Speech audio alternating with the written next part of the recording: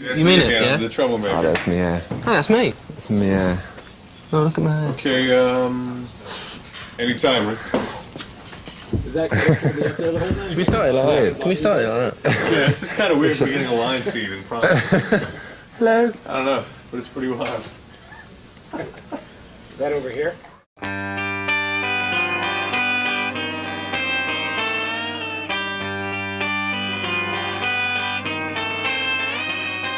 So welcome to Trimming the Musical Fat, the podcast where we trim albums that are too damn long.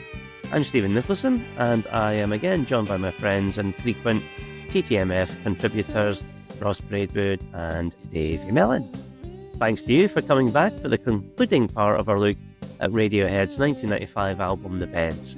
And last week's show gave our thoughts on the album, its artwork, Radiohead themselves, and chose the songs that will make up side A of our single vinyl 50-minute cut version of The Bends. So today we conclude the process by picking the songs that will make up side B, discuss the tracks that hit the cutting room floor, write the Bends Supercut, recommend further listening by the band, and I have to decide where to place the album in the TTMF Hall of Fame. Hello listeners, this is David from In the Lap of the Pods Queen podcast, and you are listening to another episode of Trimming the Musical Fat. Slanjava. So it's time to start picking the songs for the Bends' second side. It's side B, and a reminder for selection, we're including all 12 songs that featured on the original 1995 CD release of the album, plus the 14 original B-sides released with the singles from the album. Now, last week for side A, we picked the following tracks: Planet Telex, The Bends, High and Dry, Fake Plastic Trees, Nice Dreams, and Talk Show Host. So guys, let's go in there and pick side B. So the first song, and it just has to be, is Just, a unanimous choice, and here it is. Do it to yourself, you do. And that's why it hurts. You do it to yourself, just you. You and no one else. You do it to yourself. You do it to yourself.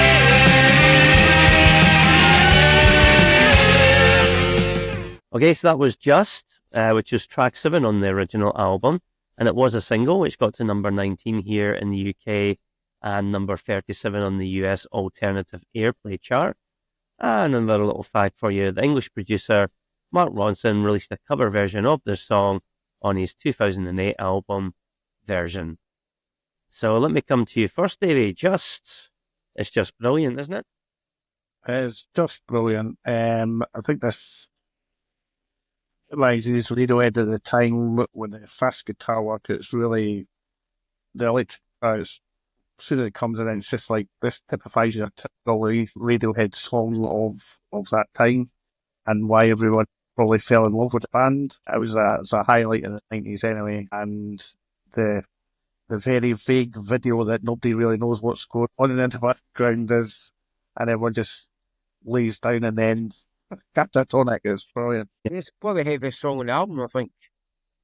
There's quite a couple on there, but I'd probably say it's the heaviest song. And I can see why it's a single as well. The guitars almost, when it comes in, it's like a kind of wallish sound, isn't it? It's like in your face, you know. So you can see why some people are, oh, it's too heavy, you know, compared to maybe what was in the charts around about that time. Oasis, obviously. Oasis stuff could be quite heavy as well, but yeah, just a terrific track. Pretty don't know how long the track is, but yeah, pretty much to the point. Yeah, I can see what I was singing. Great song. I think you reminded me there, Davey, of the video, which was a classic video for a classic song. I think Just is one of Radiohead's finest songs. I said before about the CD single of it, and it's just totally full on. It kind of starts a little bit like Nirvana's Smell Like Teen Spirit, and kind of then through Johnny Greenwood's guitar and effects pedals, I think tries to play every chord ever invented for guitar. And pulls it off. And pulls it off, yeah. I mean, the guitars on this are incredible, really are, as are the entire band, to be fair. And great lyric too, you know, you do it to yourself and that's what really hurts, which I think was maybe a reaction to grunge, where grunge was very much, oh, poor me. And I think this was saying, you know, you do that to yourself. But yeah, it's classic Radiohead and very worthy of a place on this. As is the next track on side B, which is another unanimous choice, and it is My Iron Lung. Says I'm receiving pain, a lack of oxygen from my life support, my iron.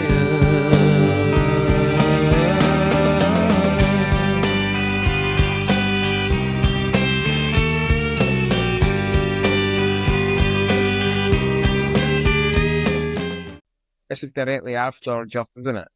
So they're very similar in sound, I think.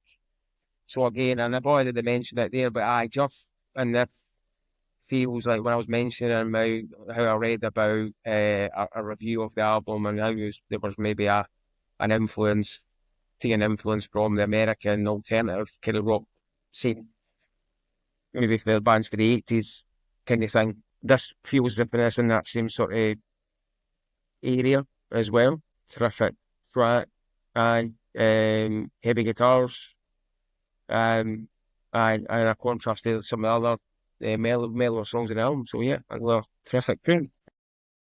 Yeah, it's just like you say, it continues on from just with the guitar work. At the end, there's like the last couple of minute or two of the song is just full tilt with from Johnny Greenwood, and it's brilliant. So it was a single. It got to number 24 here, and it was the band's first collaboration with producer Nigel Godrich. This is in my top 3 Radiohead songs of all time. I actually first heard it on a friend's compilation CD when I was Magaluf or somewhere like that, and I remember it blown away by it. It's incredible. I love the jangly main guitar hook before the band kicks in, and which is repeated at various points throughout the song. Got a beautiful melody in the verses, an explosive chorus, and again, just brilliant sounding guitars. Yeah, absolutely perfect song. Love it. So it gets on, as does this next one, which is a B-side. And it is one of the B-sides to Street Spirit Fade Out, and it's Bishop's Robes, which was one myself and Ross selected. So let's hear a bit of it. Me still in Bishop's Row, bastard headmaster.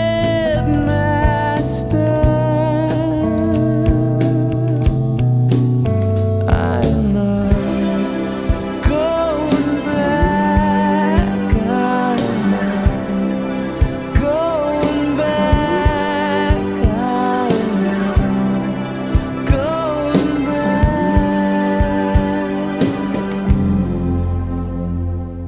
Okay, so that was Bishop's Robes. And yeah, for me, great song, very melancholic, simple song. I think you mentioned Oxford Devils earlier on the bootleg. Ross, that's where I first heard it. I could actually hear this song on sitting very comfortably on OK Computer. Got a really wonderful keyboard solo in the song's second half, and very powerful lyrics about authority, discipline, and bullying. So yeah, very worthy of getting on here. I guess you're thinking the same, Ross? And it definitely would feel a better fit probably on OK Computer style wise than the Bends. The Bends is a guitar album, I think, where we'll get to that, but OK Computer's more than a guitar album, I think, and that's definitely going into that. So with this, I wonder when this was recorded. I wonder if this was, because obviously they record the album, but I'm interested to see when they actually recorded the B-sides as well, whether they were all done at the same time or kind of, I don't know, 3 or 4 months after the album is out. Obviously the singles get staggered, so it'd be interesting to see if that was the case. But it definitely feels very, well, talk shows has been the same boat, isn't it? It feels very different, but it just shows you the quality of the band and how they can pull off a different style, because it's not really a guitar song, it's more a kind of synth driven song, isn't it? There's a little bit of guitar in it, a bit more refrained. But yeah, this kind of just sums up why I just think are they the best band ever? If you put a gun in my head, I'd probably say yes, and that's the reason why. So things like that they can do things like Just, admire along, but then they can do things like, Bishop's Robes, which is completely different. And no, a lot of bands can do that, but they do it well. I actually love this song, to be fair. I remember getting the Street Spirit. I think it was 2 CD singles, wasn't it? This and Talk to a Host were just like, wow, they're great B-sides. And the one that I take away for this song, the Gun in the Pack of Sandwiches, this one is Bastard Headmaster. That always remember sticks in my head. From 30 years ago, Bastard Headmaster. Okay, brilliant. So Bishop Robes gets on. The 4th track that gets on the B-side is an album track, which was the 10th track on the original album, and it's Black Star, which you two guys picked. So let's hear a clip of it. What are we coming to?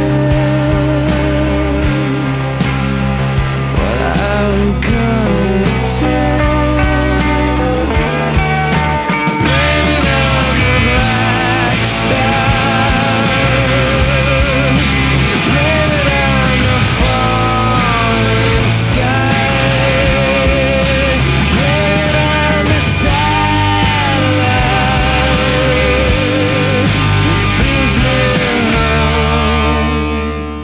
Okay, so that was Black Star, again, obviously, like most of the album, recorded at Rack Studios in London. So again, I'm trying to remember how it goes at the start, but this one fades in, doesn't it? It fades in. Aye, it is. I'm just going through my mind. Again, it's been a while since I've heard the album. I do love a song that fades in. It's funny enough, I was actually listening to Master Plan last night, and yesterday, and one of the songs, and it was Rocking Chair, and that's another one that fades in. A bit like 10 Story Love Song by Stone Roses. I love a song that fades in because it's very unique, because you don't get that out that often. So that's that's the start of why I like it. But I just love the guitar, the guitar melody, the chorus just goes over and over again. And then obviously at the end where it's just going into full falsetto vocal at the end. Again, could easily have been a single just because it's based on the melody, It's maybe not quite got the structure and maybe a pop song or a single, but melody wise it's definitely got a pop sort of feeling to it. Probably my favourite song on the album. Maybe because it's less known as well, so that's probably why I picked it. But Right. There's so many tracks in this album, you'd say is your favourite. But yeah, it's definitely of the album tracks. This would definitely be my favourite. Yeah, I mean, it's very Jeff Buckley. I mean, I think it's a good song. Didn't pick it. Yeah, I think the chorus is the best part. Davey, you like it more than me. Why did you go for it? Yeah, I think it's another great vocal performance from Tom. Picks up the pace again after Bulletproof, the previous song, so it gets right back into brings the guitars back to the floor, the electric guitars anyway, and it's a really good vocal performance. Okay, thanks for that, guys. Let's move on to our 5th track on the B-side, and it's another B-side, and it is Banana Co., which was another Street Spirit B-side. I tell you what, the Street Spirit B-sides were on the next level, huh? Who do they think they are, Oasis? In the 90s, come on. So yeah, let's hear a little bit. Banana Co. We really love you, and we need you, Banana Co. Would really love to believe you, but everything's underground. We gotta dig it up somehow.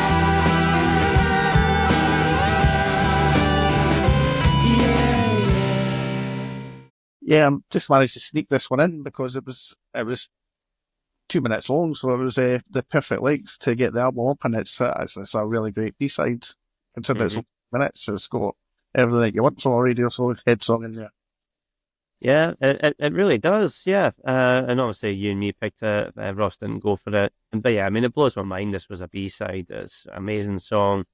Yeah, a very typical Radiohead song from the mid-90s, just in its construction, how it sounds, the piano or the keyboard on it is delicate on there, but powerful. Another brilliant guitar solo, a killer kind of minor key chorus. It had to be included on here, and I'm glad it is. Okay, let's move on to our penultimate track, getting on to the Supercut, and it is track 11 from the original album, and it is Sulk.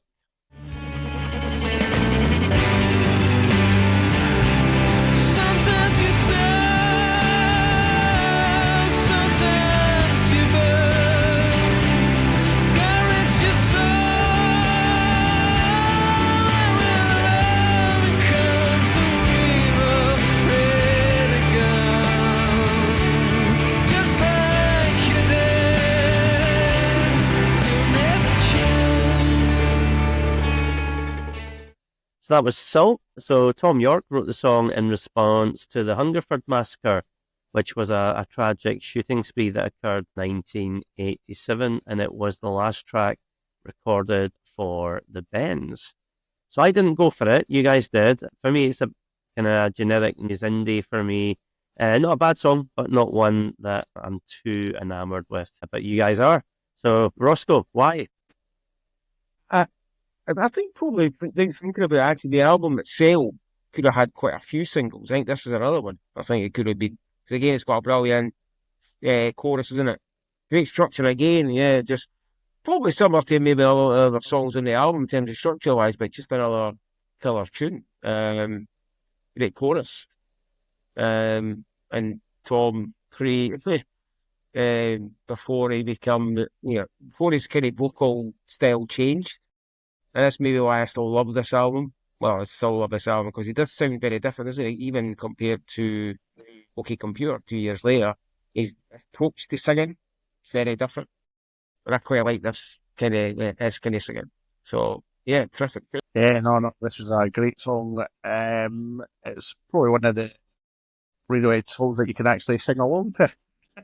And I was doing exactly that, driving back from Bathgate when I was listening to old TTMF. I was banging it out on the 882 or whatever it is. It's a great, I love it. Yeah.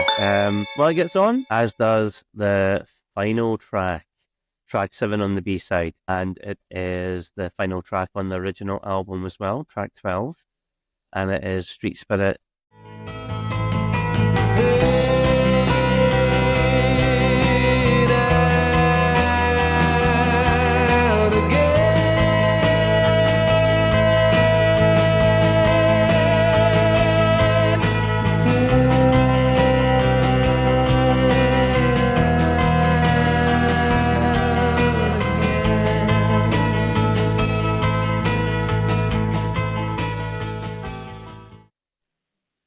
There was Street Spirit. This is a unanimous choice. This was a single, which I think we'd already mentioned, and it got to number 5 here, which was the band's biggest hit at the time. And yeah, we've already mentioned it. It's got a very famous black and white video directed by Jonathan Glazer.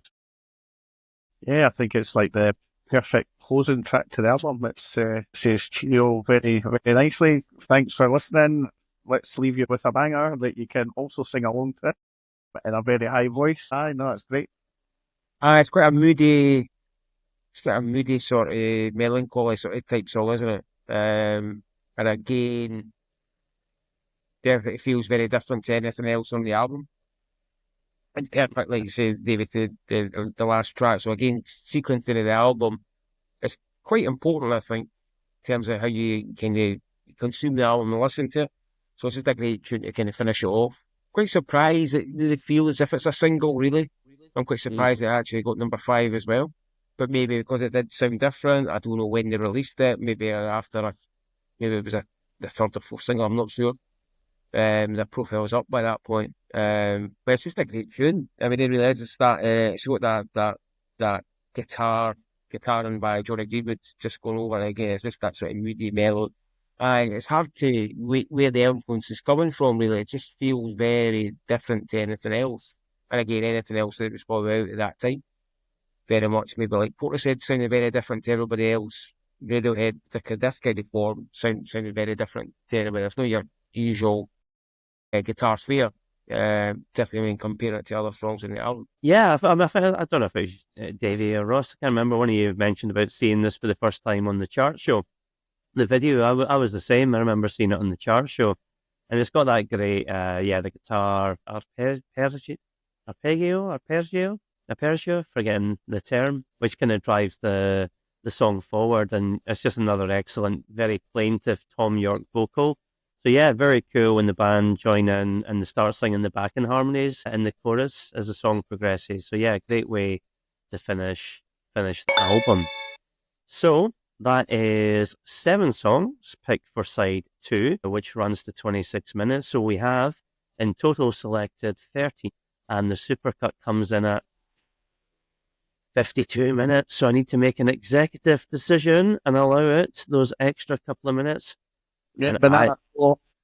I'm making an executive decision that it stands. So there we are, 13 songs, 52 minutes. This is Eric Paul Johnson from Face the Music, an Electric Light Orchestra song-by-song podcast. And you're listening to Trimming the Musical Fat. Oh dear. That wasn't my fat I trimmed. Now it's time to reveal the songs that didn't make the grade, sadly. So we had, let's see, The Trickster, Bulletproof, I Wish I Was, Bones, and Killer Cars. So 4 tracks that did not make it there. So I think, Davey, you were looking at The Trickster.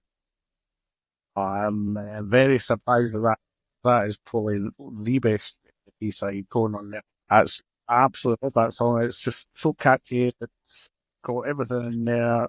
It's brilliant. I'm very surprised none of it.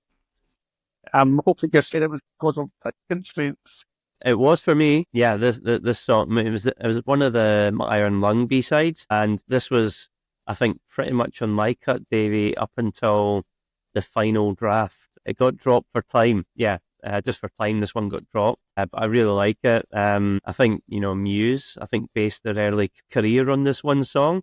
It's kind of melancholic alternative rock. It's really good. I just had to drop it for time. Another couple here from the album, the 2 that didn't make it from the album, which were Bulletproof and Bones. I think, Ross, you were the sole selector of those 2. Well, I went with the album. Again, there'd be songs that you would probably rank in order. So Bulletproof, I Wish I Was. It's a beautiful song, actually, but it's probably a bit of a kind of wee bit of a downer. Yeah, he's in sort of, you'd probably be in singing mode that your dad would love. Things in the song.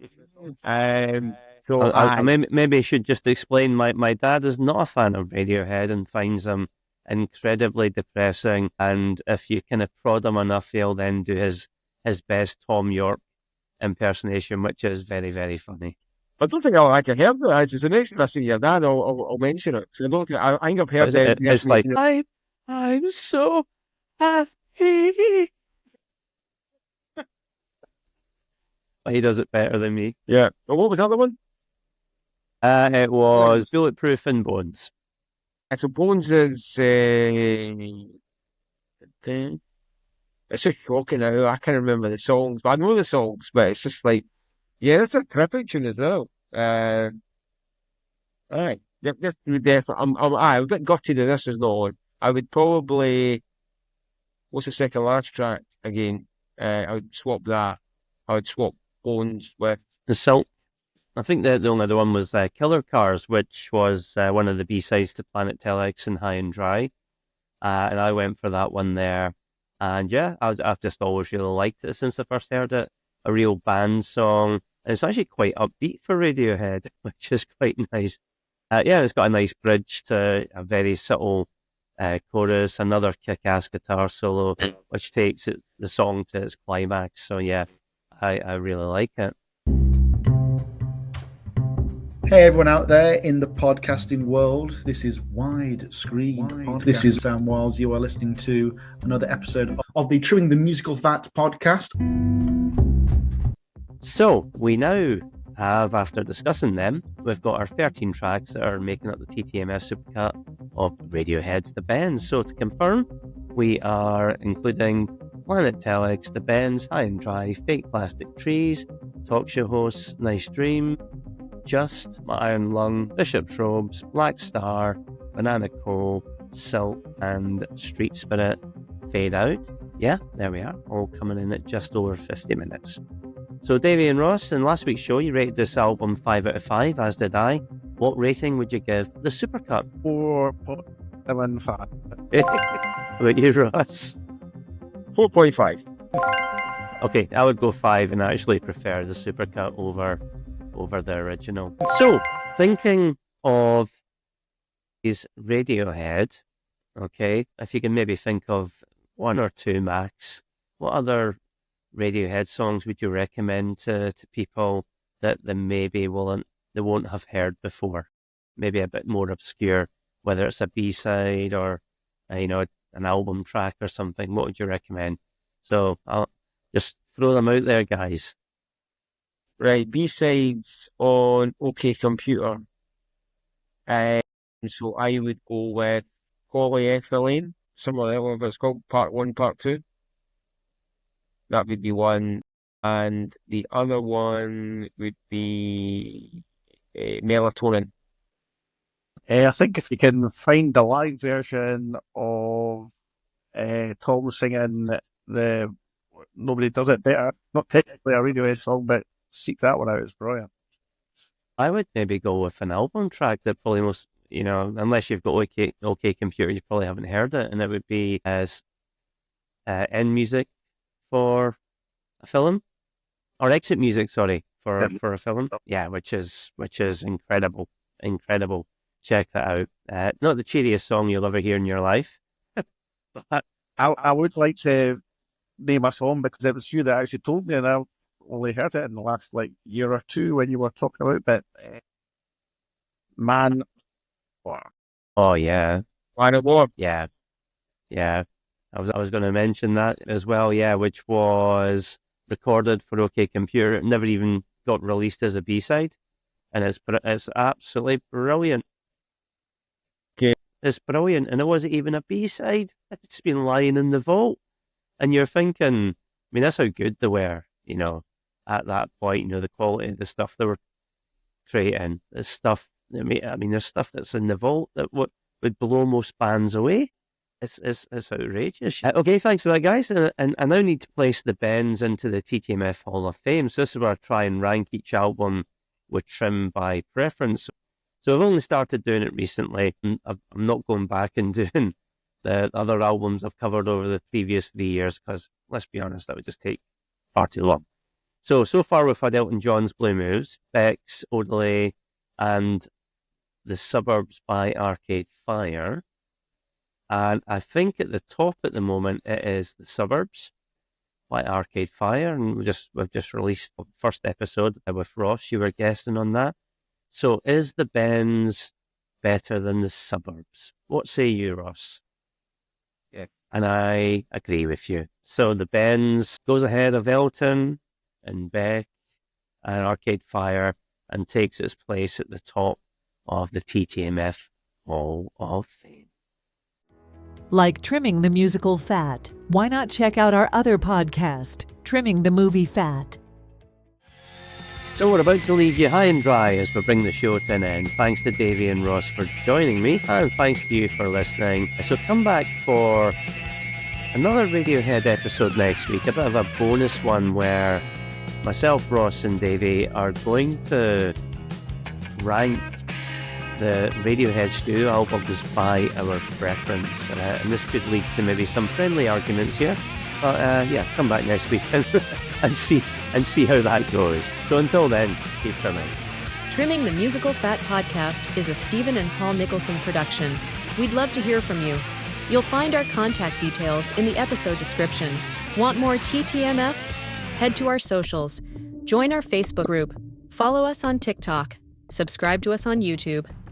And check out our website at trimmingthemusicalfat.com.